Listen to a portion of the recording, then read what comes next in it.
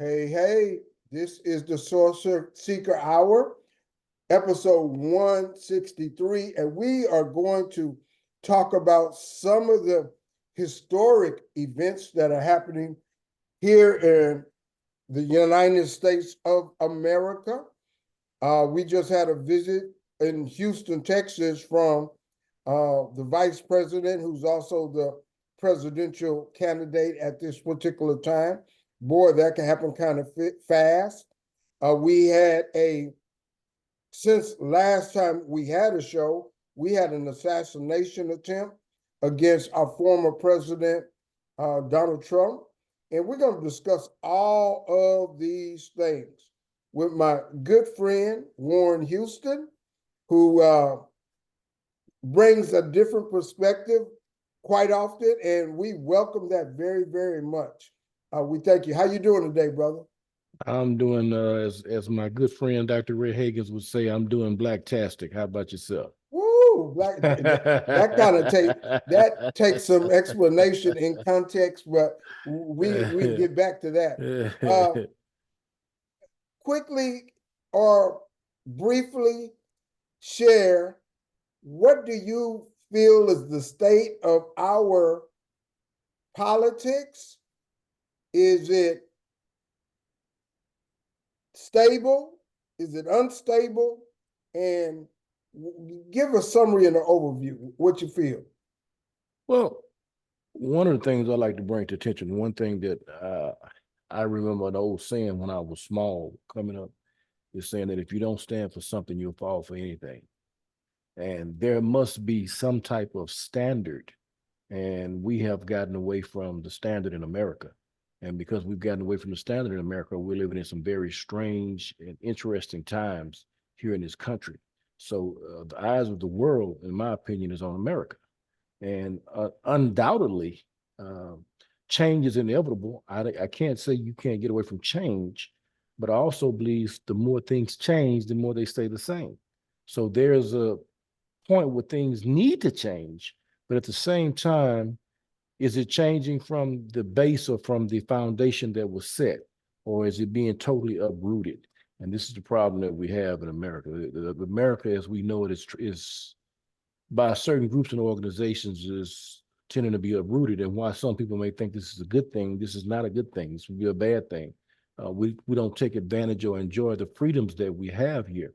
And those who think that America is so bad, you have to ask yourself the question, why do so many people come here and leave other places to get here since we think it's so bad? Because if you end up getting what they get in the country, then you would appreciate what you didn't appreciate while you had it. Okay, you said a couple of things. First of all, change of standards. What standard, be more specific, what standard did we have and we have fallen away from? And what do you see as the new standards that are trying to encroach? Well, I mean, with any country, with like yourself, Mr. Alexander, you have a home. Now, let me ask you a question. Do you allow anybody to just walk up in your home? Can anybody just walk up off the street and walk into your home? Your home is your sanctuary. You can't do that. Exactly. Your home is your sanctuary. Exactly. And see, this is the problem that we have at the border with this immigration issue that has been started, created by the president that is now in office, which that situation was fixed. Now, if I can interject, he didn't start it.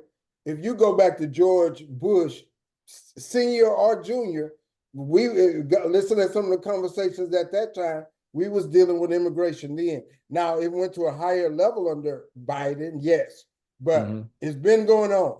Well, yeah, of course. When I say started it, I basically mean that it had been fixed by the former president before Biden, by President Donald Trump. The issue was taken care of. He came and dismantled that. And the situation is now worse than it was. Immigration has always been an issue, but now it's a big issue. And people of America didn't realize that. I understand that. If you want to know now, ask the people in Chicago, Illinois, who's very upset. They didn't understand, but when you have immigrants sitting at their doorstep, using their funds and facilities that were created for them, then people begin to understand and get upset as to why. Now, the United States in my opinion, or not in my opinion, it is most countries or nations are put together by usually it's religion or culture or things of that nature. The United States is the first of its kind. It's supposed to be what was called a democratic republic, and it is an idea, and that is what we are based on, that idea, not of racism, not of culturalism, because you got many races, you have many cultures, but we still have a standard of the way and how we do things. This is a capitalistic society. Things that I see going on now is fading away from capitalism and is moving into a more socialist society, which can somewhat be dangerous, socialist, fascist, and possibly communist. And these are the things, some of the things that I see that's happening up on the stage. And while we in America are so quick to dog the place where we live, we don't realize how hated America is by certain people outside of this country and who will do certain things to help bring another narrative in this country to bring it to its knees. And a lot of us don't understand that. Well, I will say this. I have been through other countries in the world, and it ain't nothing like getting back to the safety of America. Because you go to some of the other countries and they're a place where you have to show your passport and all of that, and then all of the different ways and stuff. It's nothing like the benefits that we have here. Mm-hmm. And when you go somewhere else, you do see that. Mm-hmm. But I'll say this also, we have always been a country of change. Now, the biggest issue I see is the devolution or the devolution of our quote unquote morals in, just that's 10, 15 years ago, we didn't have things on TV like Two Men Kissing and all of these different things that exactly they show to our kids. And so our kids are not really understanding the things that it takes because life is coming so quickly at them. They don't sit down and read and discern and figure out. It has to be on a 4-second, basically, to catch their attention by the internet standards. And if it doesn't, then they move on. And that's very, very dangerous. And that is the biggest issue that I see. Now, back to what you were saying about the immigration and so forth. There are some very good standards and different things that Donald Trump has instituted. For instance, where you have other countries that are part of NATO or OPEC or some of that, and they don't want to pay their fair share. And he says, okay, well, we're going to pull ourselves out if y'all don't pay your fair share. Right. That's important for a country. And you can't be the savior of everybody else. And you got to be much more judicial with that. But I did a show on immigration, and I was very surprised that those three people said, we are a big enough country and we have principles and morals that we shouldn't restrict immigration. Now, other people outside of that particular episode did say, hey, we should restrict immigration. I believe we should have many more standards. We cannot let in people who have criminal records just because. We got to have a better system to be able to weed those particular people out. And we're supposed to have a system, but we got to do better about that, whatever that takes. So I see it from both sides, but we do need to do something to restrict the amount of numbers. We cannot take that in.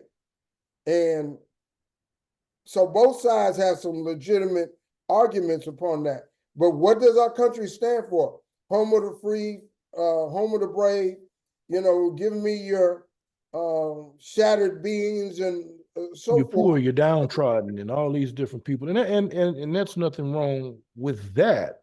Because we are a nation of immigrants. Nobody here is actually from here. But even going in there with some people want to go, well, hey, stuff, are you going to go back 200 some years ago and change history? No.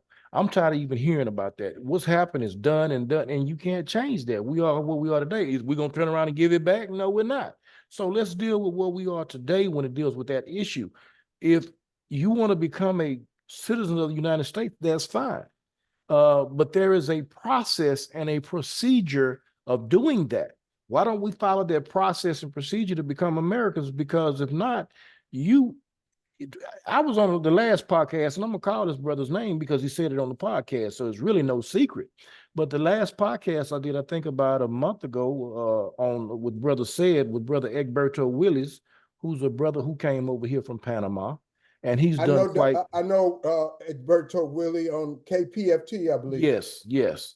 And he's done quite well for himself as an American. He's become a citizen, done well for himself. But he's done that podcast and told me he tells his friends and his people over in the other country, get over here however you can.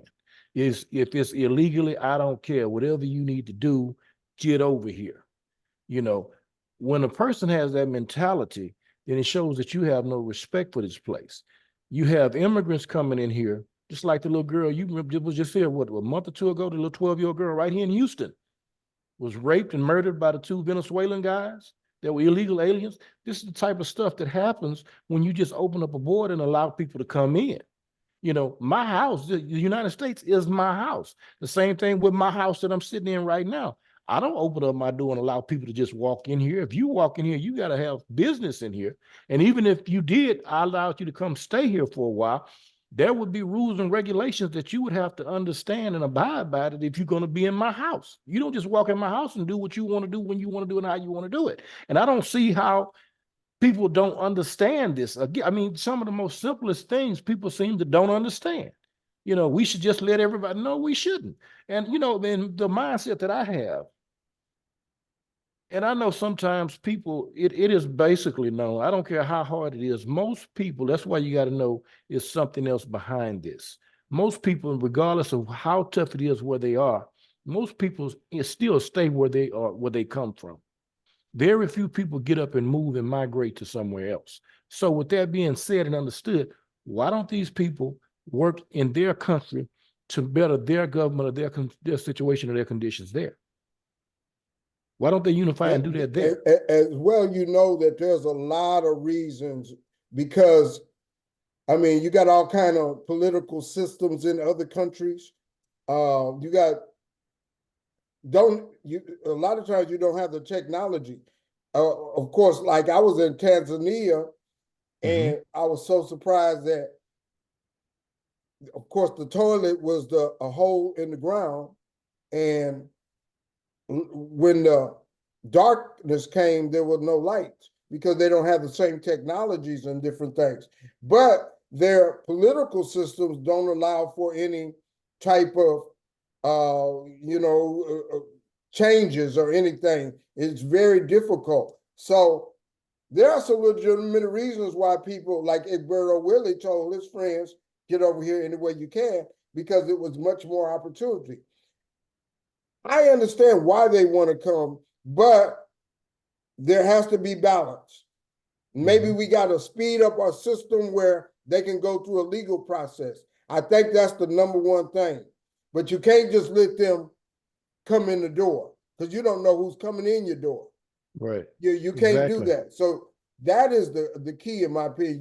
We got to put much more emphasis, like TSA. When we had that emergency, you saw how TSA changed everything and updated everything and made sure that they were much more secure and available to be able to deal with any type of situation.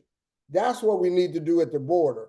And for all immigration, we need to have that system where it works much better.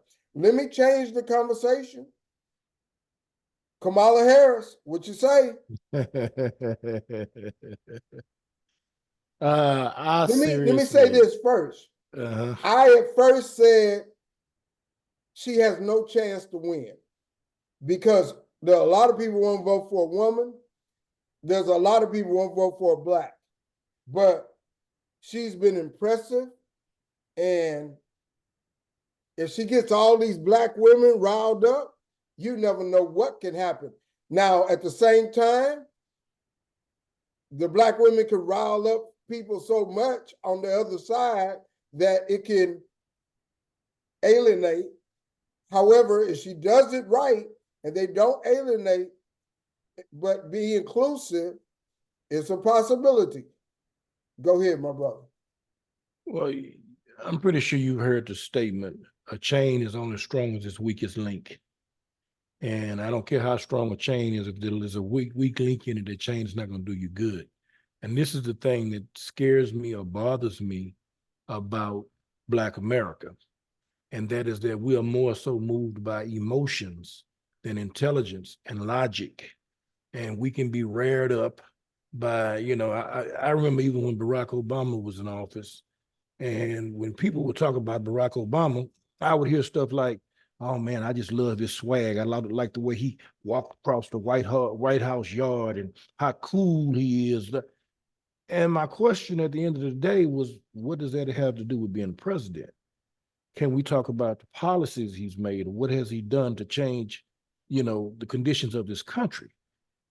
And this is the You situation we have to have with. admit, though, the vibe and the way you carry yourself is about 25% of your popularity.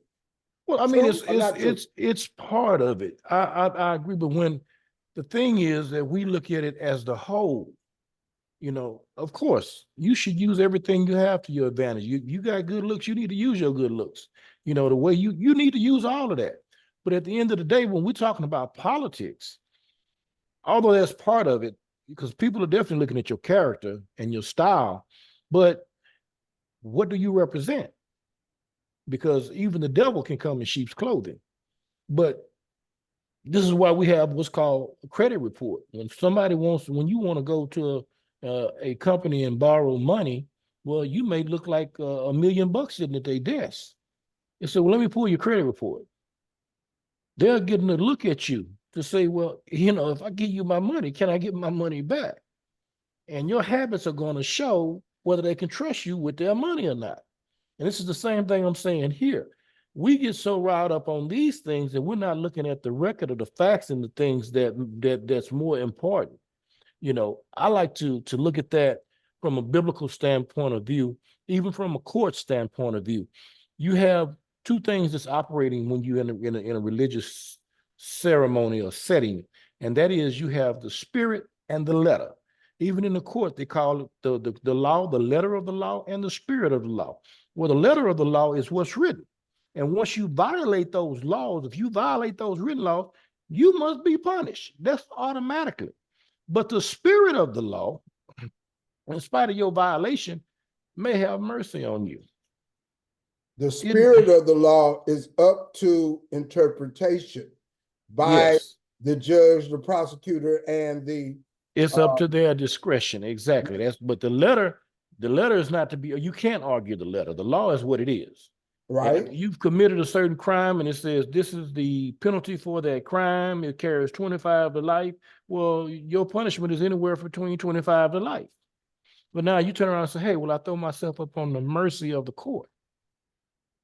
Now you're asking for grace and mercy to provide. And sometimes, depending on the discretion of the judge of what they think, they may look back at your character and say, well, you know what? This is his first offense and we all make mistakes.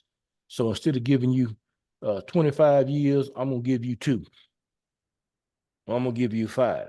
So we have to check people's resume out before we start throwing out grace, mercy, and truth under because they know how to act a certain way. In the beginning was the Word, and the Word was with God, and the Word was God. This is the intellect or the logos or the knowledge. That's what's first, not the spirit, not the feeling, but the law. The same thing with this. Barack Obama, yes, he had a certain way and character about him, but he proved and that he was capable and he had the wherewithal to be able to do that. I believe Kamala Harris is starting to do that. Now, when she ran before 2019, we didn't get a chance to see all of that. But she has developed since that time, as well as she's the vice president, which gives you a certain amount of, Well, a certain what amount has of Kamala security. Harris done since she's the vice president? What's on her resume? What has she done? Because I don't see it. I'm telling you right now. As Just far being as there. Now, what has she done in her name? She's been a representative of the administration and Joe Biden, and Mhm, behind the scenes, doing this, that. Now, I can't personally talk to what she has done. Now, mhm, first of all, let me give you my background. I was not encouraged to say Kamala Harris was the best candidate. I mhm. said Gavin Newsom, Cory Booker is who they should team together to run for that particular office. But they looked at it, they said, well, she already has a war chest being part of, the president's team, and she can legally, bring Well, that in. Huh? Biden was in a catch-22 situation in picking because I mean it would have been very by her being his VP, it would have been very disrespectful for her to look over her and go get somebody else. So he was in a kind of like a catch-22 whether he wanted to pick Kamala Harris or not. But you picked That's her as true. a VP, as a vice president running mate, which means that if you cannot perform your duty, she is supposed to step in that position and perform that duty for you. So I think that was just a catch-22 situation where he had no choice. But me seeing Kamala as the president of the United States, I don't see it. I don't see it. uh, People had a hard time. Yeah, it's a hard time seeing anybody as president until they become president. That's what I have seen also. However, as a lady, there's a lot of ladies won't vote for a lady, and there's a lot of men won't vote for a lady, and she be the first lady. And hey, who's to say? But at this point, the Democrats didn't have any other basically choice. So they got to buttress around her and hope for the best. A big key is who is she going to choose as the VP? It sounds like it's going to be Mark Kelly of Arizona, but we'll see. What type of campaign are Trump and Harris going to run? Well, Trump, if you want to talk about Trump, I can let's look at his past records. Um, as it relates to job creation, Trump had the lowest percentage and the highest job creation before COVID kicked in. It was down to 3.5%, which was a half century low. It hadn't been that low within half a century. Of course, COVID kicked in.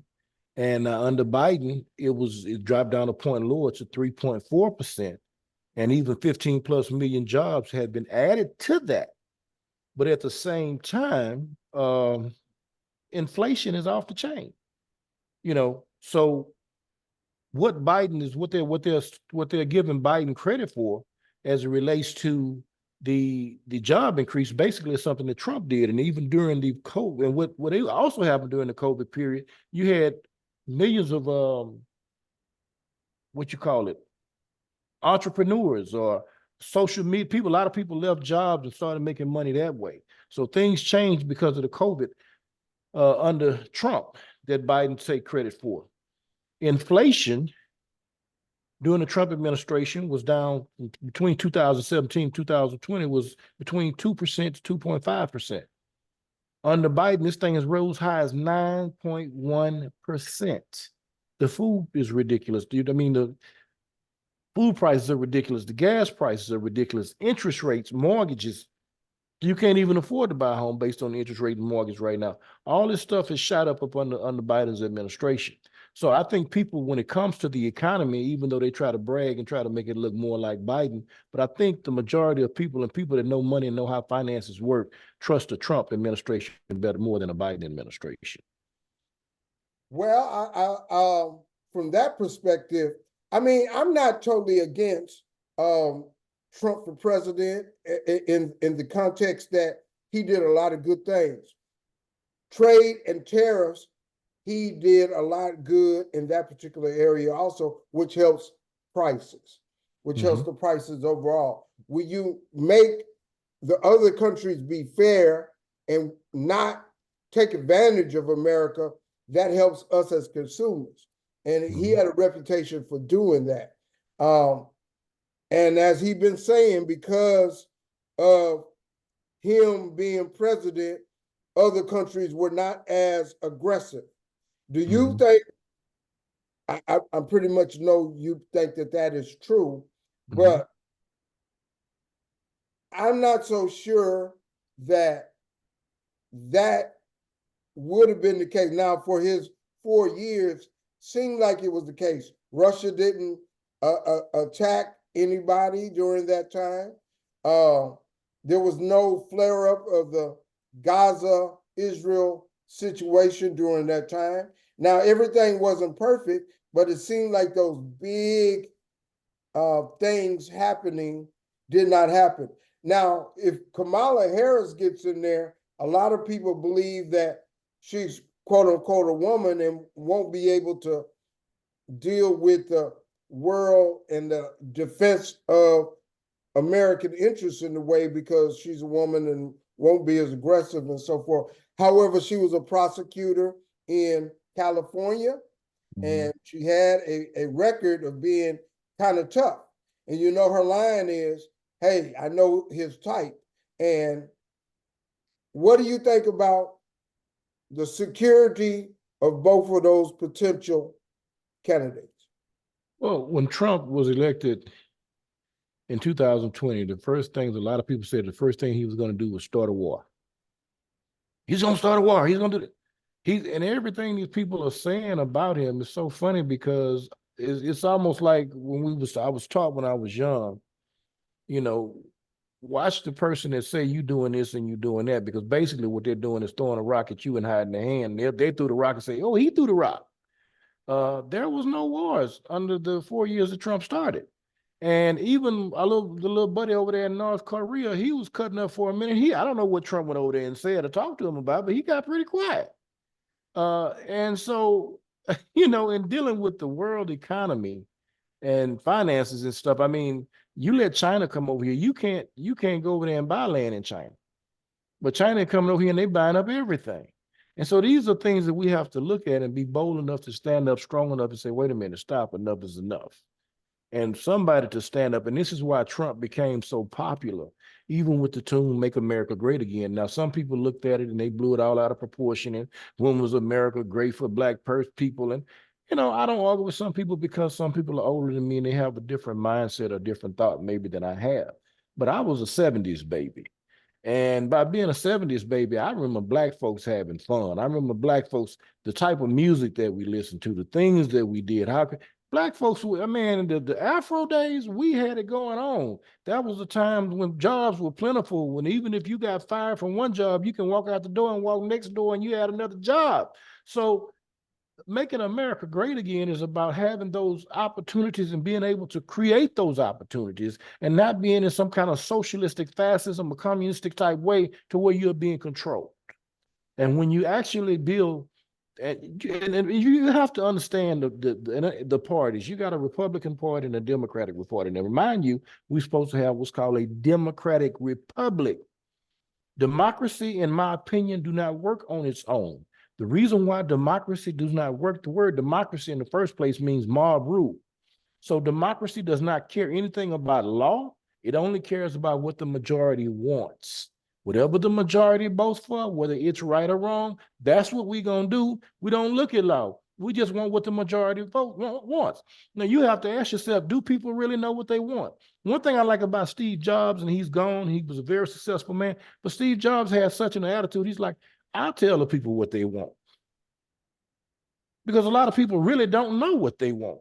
That is true, but there are enough people, the talented tenth of a community who does know or tries to say what is best for the community.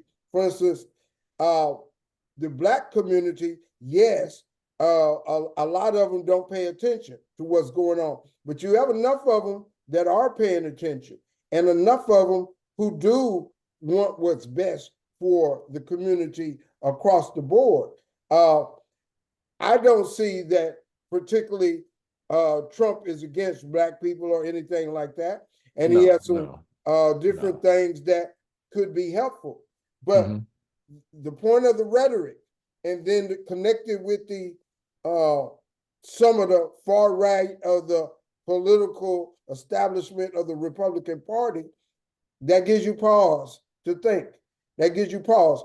What is your comment on Project 20? What you've heard about Well, Project 20? I've heard, I haven't even had a chance to look at it, to be honest with you. I've heard all this negative stuff about it. I haven't looked at it. And so until I sit down and look at it, I can't really respond on Project 20, I, 2020. I agree with that. I've heard enough about it, Hmm. but you can't always go by what you hear. You really Right. got to You look at it exactly. yourself. I agree Exactly. with that. Hmm. But there are a lot of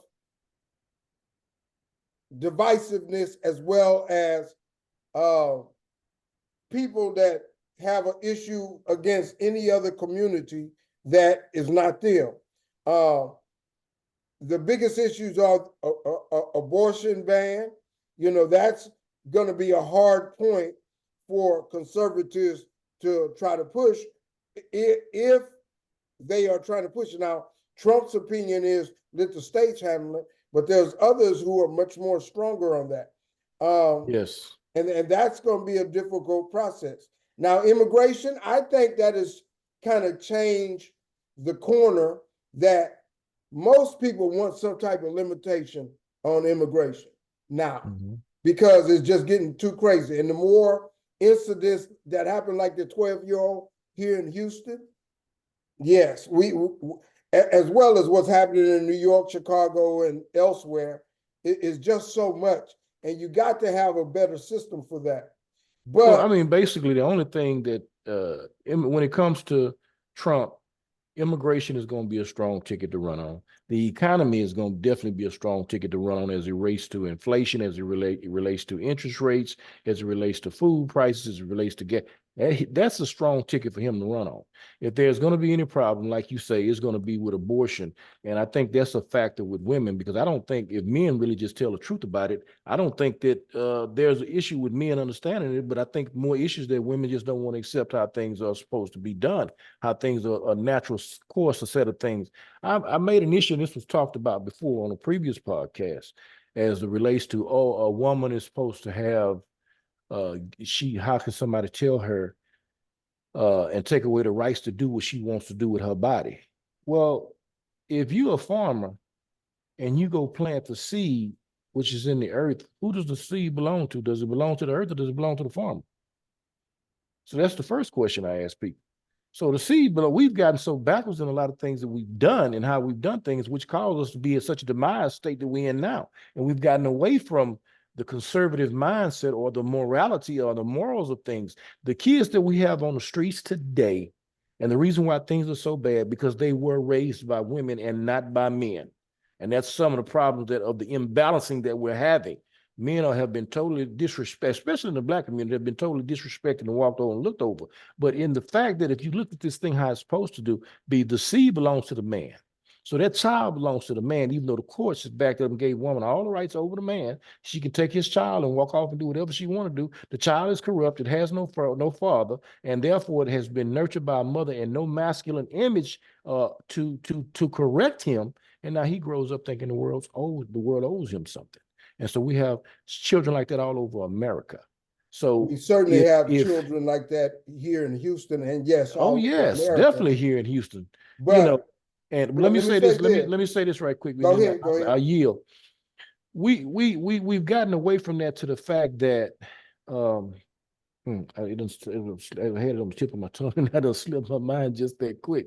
Um, but I guess it'll come back to me. But I wanted to say something on that abortion issue again. But it'll come back to me. Go ahead. Let me say this. Black men have been attacked, subjugated, Hmm. and if you go back to the 60s, it was a direct plan.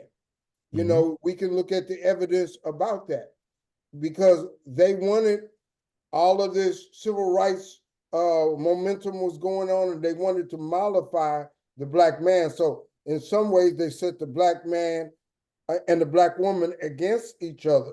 I mean, history has shown that. Now, as well as the generational trauma in the black man's mind and spirit affected him too. We can't just forget about 200 years of oppression without any type of reference. Now, I'm not saying let that hold you back and be out there hollering and screaming all the time. That's not going to do anything. But what I am saying, within our own circle, we have to understand, yes, somebody helped do this to our mind and our spirit, and we have to have ways to overcome that. Now, is the black woman gonna acknowledge that too? A lot of times she's against the black man, and it's a problem. However, we have to understand we got to overcome that as black men. Now, there's so many things against the black man from the media and everywhere else, just subliminal things. But there's some positive things also, and we can accentuate the positive and crack into that mental or spiritual downgrading and work to uplift it. And that's a part that is important. And I'm not sure if either political party is the best role for that. But I think the possibility of Kamala Harris, let me say this. Barack Obama, that can be a benefit. And that can help take us a little bit closer to the next level. Go ahead. There's two ways you can look at these parties. And I'm not going to, normally when I'm talking about the Republican Party, I'm telling people that the Republican Party was created in 1854, was created for the abolishment of slavery, and the Republican Party is the party of the black man, and it always has been. And the Democratic Party was the party of the KKK and the Dixiecrats and all that. I'll talk about that a lot. But I'm going to give you another way to look at these parties, and we can see exactly why things are going the way they are. You know, things don't stand still. They move around. Just because they have that history doesn't mean that it stays that same being. Well, let me say this. I'm going to stick to my thought, because if I know it, I'm going to go another way, because I can tell you one thing. The big switch is a big lie. That didn't happen. And I got the facts to prove that.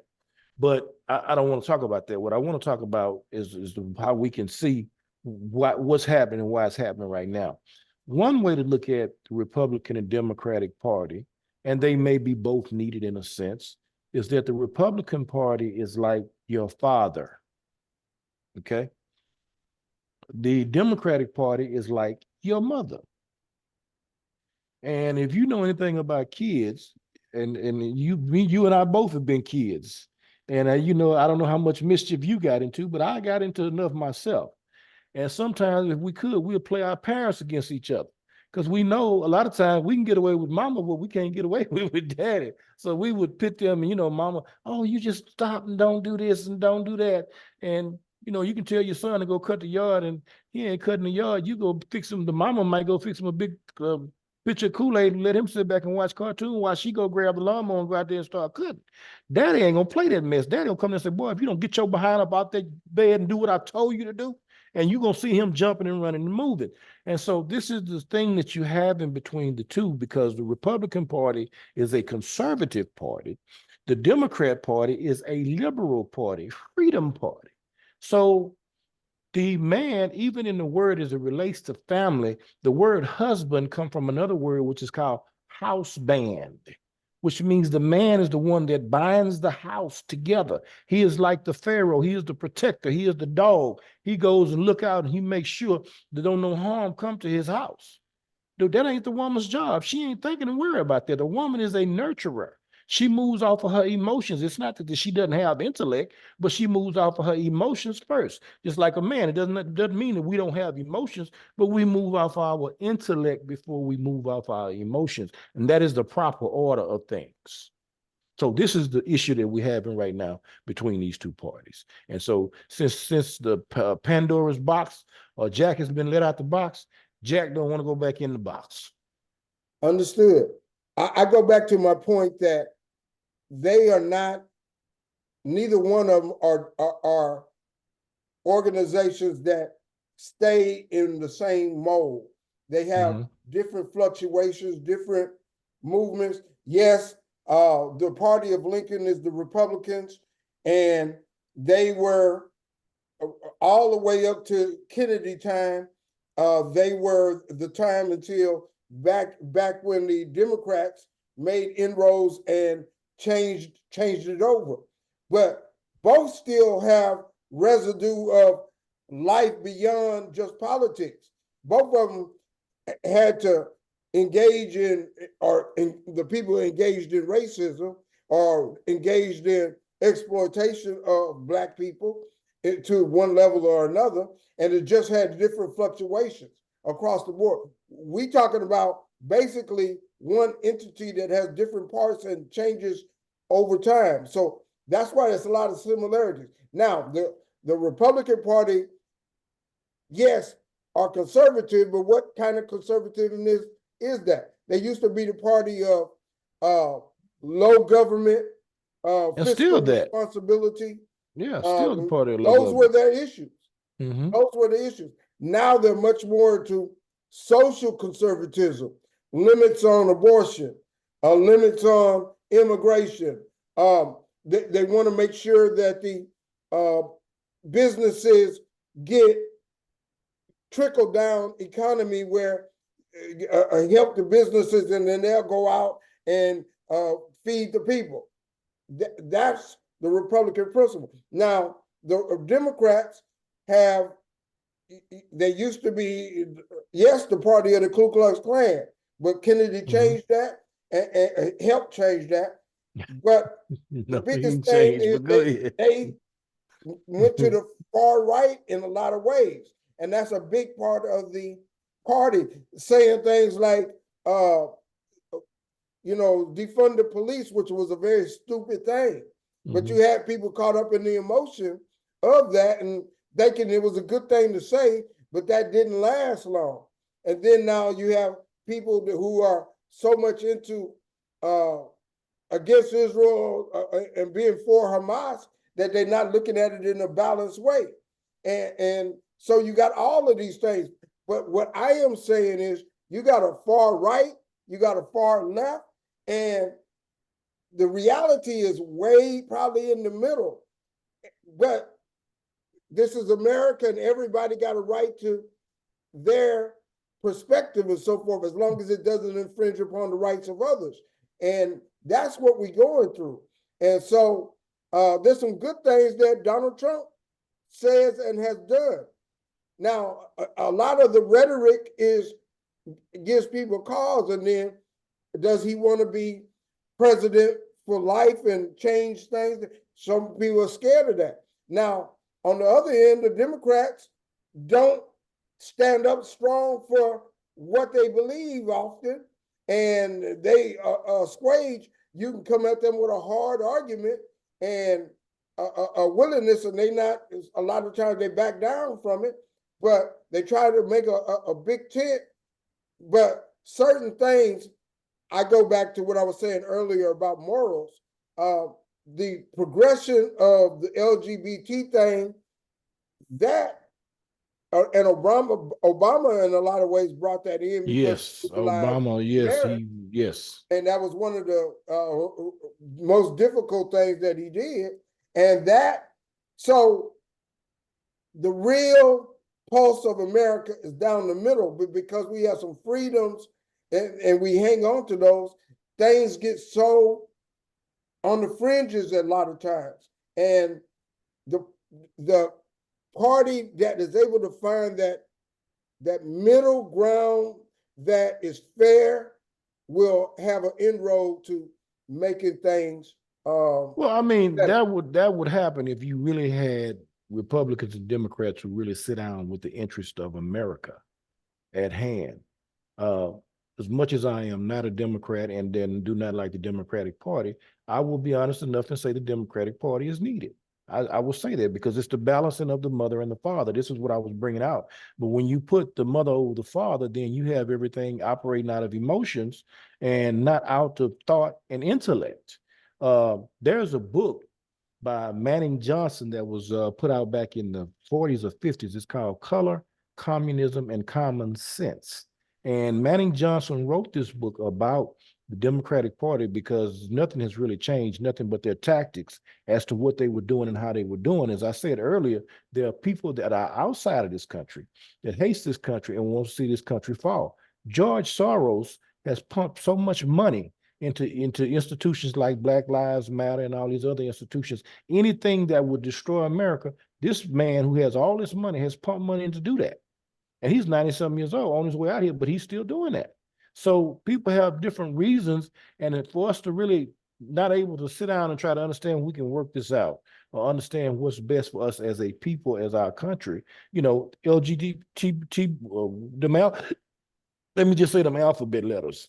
Since 1988, they had a list of demands. I'm not sure, it was 19, 20 things on that list that they wanted.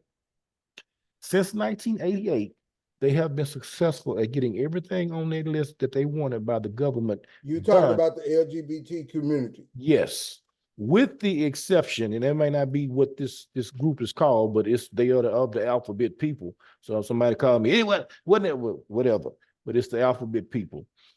The only thing on that list that they haven't been successful as yet is being able to legally sleep with teenage boys. And they working to try to get that legal. And so and what I understand about any society, whether it's in America, whether it's in Africa, whether it's in Asia, Europe, whatever, they're going to be people of the alphabet community. They're going to be gay and homosexual. That's just something we cannot get rid of. It's something that's going to exist. But when you have to put it so much on Main Street and Front Street that it starts to affect society, it affects, we can't even send our children to school. That is where we have an agreement. Yes. We have an agreement on that. Because I had a conversation with a person from that community, and I was saying young men that want to be liked, want to be people to like them, they are looking for some sense of identity. Impressionable. They're young and impressionable. You want to impress something on them that shouldn't be impressed upon or shouldn't, like in school. Why do we have drag queens reading to our kids? Kids don't go to school to learn about sexuality. They go to learn about reading, math, writing, arithmetic, history, social studies, not drag queen, how to dress up like a drag queen and be this and to read stories about two mamas and two daddies. And this is the junk that has caused Trump to even be popular with people in America who want to say, well, hey, this is the racist. These people are looking at the demoralization of this country, and they don't want that. They're sick of it. And I agree with that. And that is one of the things that, in my opinion, is helping to demoralize our country. And then when you do that, and kids they are seeking an identity and a place to belong, and then you telling them that is okay, and it really takes away from who they are, who they can be, and everything else.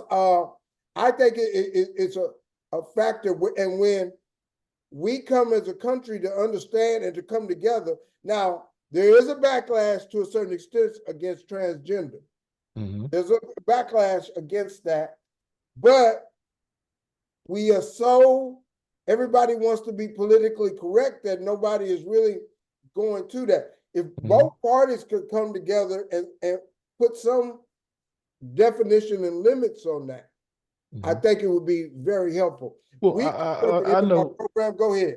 I know one thing. I will say this: nobody should live in fear of being threatened to be jumped on or beat up or killed because they want to be homosexual, or that shouldn't be. I don't agree with that kind of behavior, but I do not also agree with the behavior that's going on, that it is corrupting our society. I'll say this, though.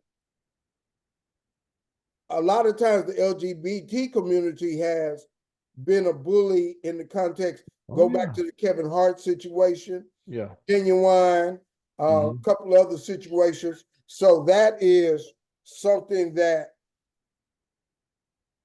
and I go back to fairness of it. But when it starts to show on TV, and every other TV show has some element of that, that 20 years ago didn't happen. And Right. the kids watching TV, they are trying to decide, okay, how can I be popular? How can I be liked? And okay, maybe if I put on a dress and everything, that can help me to be liked. And they confused. They want to be liked. So it's a very vulnerable thing. And now, if they 20 years old and they go that way, but don't have influence on TV and in the community, that's life. But Mhm. we shouldn't be putting those type of things out there to confuse them Right, and to right. give them those type of thoughts and so forth.